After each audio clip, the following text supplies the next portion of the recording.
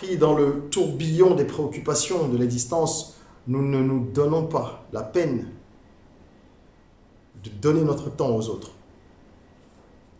Et bien souvent, nous usons de tout type d'excuses pour être indifférents. Je voudrais aujourd'hui attirer l'attention de tous ceux qui regardent cette vidéo sur un point essentiel. La solitude, lorsqu'elle n'est pas choisie, peut être un fardeau mortel. Et je vais donc évoquer dans cette vidéo un certain nombre de catégories de personnes à qui il faut faire un peu attention, même quand on est surbooké. On en parle tout de suite. Je suis Régis Saizy, entrepreneur multipotentiel, conférencier, formateur et artiste. Nombre de mes projets ont été acclamés et primés à l'international. Mes ouvrages se sont écoulés à plus de 20 000 exemplaires à travers le monde et j'ai formé plus de 5 000 personnes à ce jour sur les thématiques liées à l'entrepreneuriat, au business, au leadership et au mindset. Je partage avec vous sur cette chaîne du contenu propulsif pour vous aider à rêver, oser et créer. Hello les rocks, j'espère que vous êtes solides. Aujourd'hui, on va parler du poids de la solitude, du poids de l'indifférence qui aujourd'hui est banalisé dans notre société. Je vous invite à vous abonner pour qu'on puisse constituer progressivement une communauté beaucoup plus grande, une communauté qui impacte à travers les messages qu'on partage sur cette chaîne. Ce sont des messages d'amour, des messages de paix, des messages d'espoir, des messages d'action, des messages de proactivité, des messages d'audace. Bref, nous sommes des guerriers de lumière dans la communauté rock. Merci de vous abonner. Et je voudrais vraiment que cette vidéo résonne en vous. Vous savez, on a quasiment tous connu des situations dans lesquelles on a été sollicité directement ou indirectement par quelqu'un sans pouvoir réagir ou sans vouloir souvent réagir. Je ne veux pas parler des sollicitations financières. Ce n'est pas le sujet de cette vidéo. Je parle des sollicitations du cœur. Et je dis qu'elles sont directes ou indirectes parce que parfois les gens ne vous le font pas savoir directement. Mais il y a des signes qui ne trompent pas lorsqu'on écoute avec justement le cœur. Une personne qui est en détresse autour de vous, ça ne peut pas être inaperçu éternellement. Alors nous avons le devoir de nous connecter un peu plus aux autres et d'être un peu plus présents. D'être plus présent. Nous sommes toujours absents. C'est ce qu'on appelle la pleine conscience. C'est être là et être véritablement conscient de tout ce qu'on fait. Lorsqu'on mange, lorsqu'on parle avec quelqu'un, être vraiment là. Ne pas être là pour faire semblant d'écouter et parler. Lorsqu'on veut dormir, se mettre dans les conditions qu'il faut pour dormir. On passe à peu près le tiers de notre vie à dormir. Les gros bosseurs diront un peu moins, mais peu importe. On passe à peu près le tiers de notre vie à dormir. Donc c'est un moment important. Et il faut également être en pleine conscience avant de s'endormir. Donc tout ce qu'on fait, quand on veut lire, quand on veut manger, quand on veut danser, quand on veut travailler, il faut être présent. Et c'est difficile aujourd'hui avec les notifications sur les 1001 applications qu'on a, les interruptions humaines, digitales, etc. Mais il faut faire cet effort. Parce que lorsqu'on est présent, on se rend compte également des douleurs des autres. Il n'y a pas longtemps, j'ai suivi un reportage dans lequel il était question du taux de suicide en Afrique qui monte dangereusement. Et ce reportage faisait mention d'une recherche, d'une étude dont la conclusion était la suivante. La Côte d'Ivoire se place en 3e position. Je crois que je l'ai dit déjà récemment, ça m'a tellement choqué, j'en parle assez souvent cette fois-ci. Se classe en 3e position dans un classement funeste qui est celui du taux de suicide dans toute l'Afrique. C'est parce qu'il y a eu une étude qu'on a vu ça. Il y a plein d'autres pays où c'est le cas. Alors, les dépressions, les suicides et tous les corollaires qui sont nuisibles se retrouvent dans toutes nos sociétés. Parce que plus personne n'écoute personne et plus personne n'a le temps d'accorder un petit sourire à personne. Quelles que soient vos occupations, trouvez le temps déjà pour les personnes qui vous tiennent à cœur. On dit que personne n'est trop occupé pour ne pas vous recevoir, vous écouter. C'est généralement lorsque vous n'êtes pas assez important pour les gens et que vous ne présentez pas d'intérêt. Malheureusement, c'est ça. Faisons en sorte de ne pas être ce type de personne. Ceux qui sont seuls autour de vous, c'est la première catégorie que je vais évoquer. Les gens qui sont seuls. Consacrez-leur un peu de temps.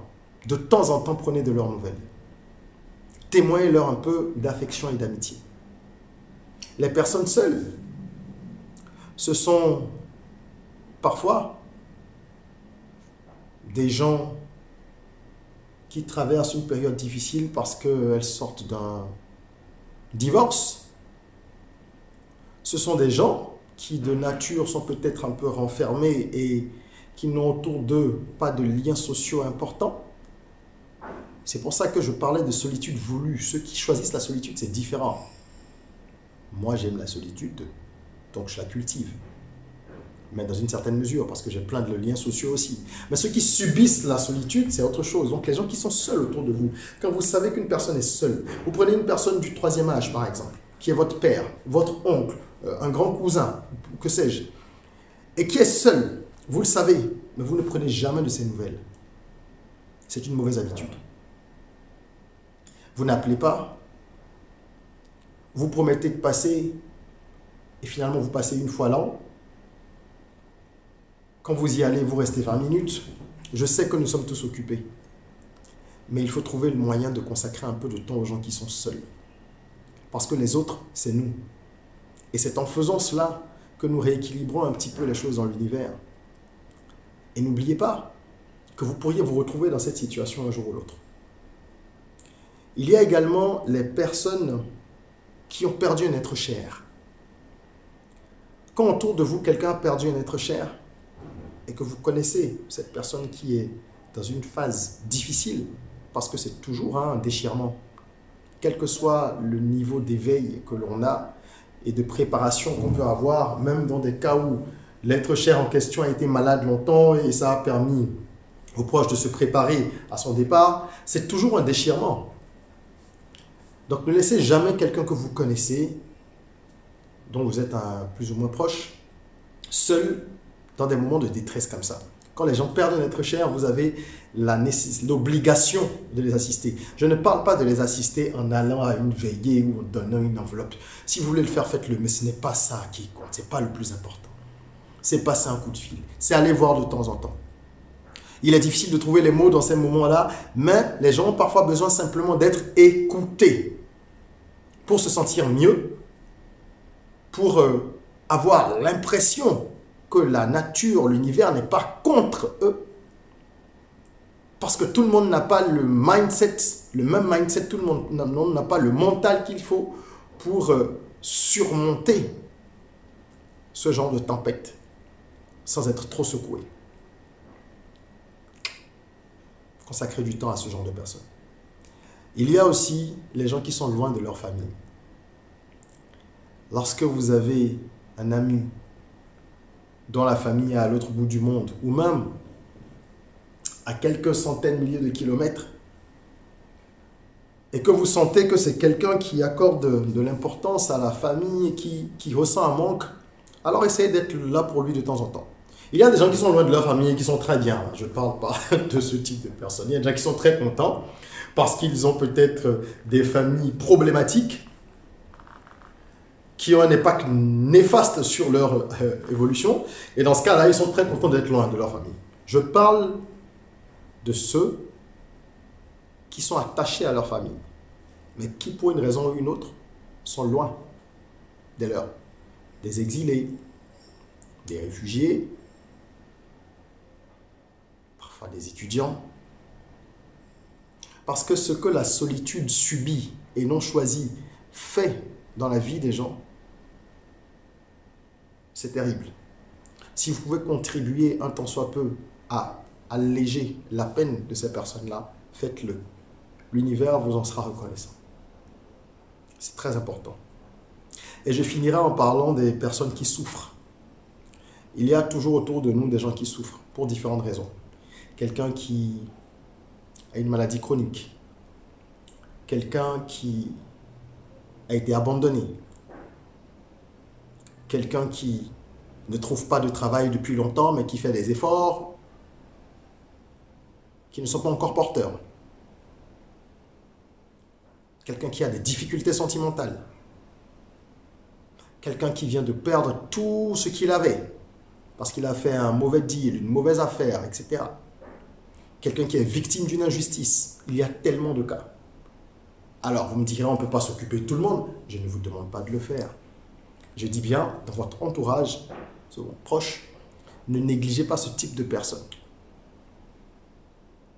Ça prend parfois 5 minutes de décrocher son téléphone et de se dire « Ah tiens, telle personne, actuellement c'est quand même compliqué pour lui.